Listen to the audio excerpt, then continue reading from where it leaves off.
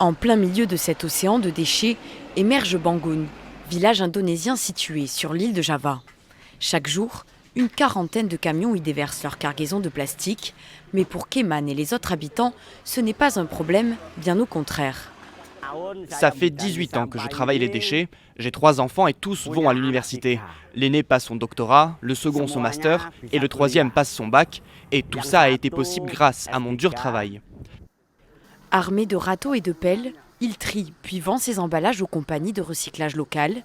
Ici, les 2/3 de la population gagnent leur vie en triant les poubelles. Un travail difficile mais vital pour eux. On espère que le gouvernement va apporter quelques améliorations ici. Mais on ne veut pas que ça ferme. Ce business de déchets, les gens ici ont leur mot à dire. Si ça ferme, nous nous battrons jusqu'à notre dernière goutte de sang. Ne laissez pas ces déchets être traités par une usine spécialisée dans l'élimination des ordures. Pour ma population, elles sont extrêmement rentables.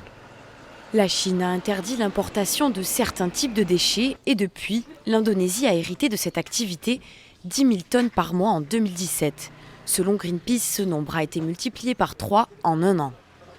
Mais le pays refuse de devenir la poubelle des Occidentaux. Ces derniers mois, Jakarta a d'ailleurs renvoyé leurs conteneurs remplis de matières dangereuses, alors que Bangun veille encore sur son trésor de plastique.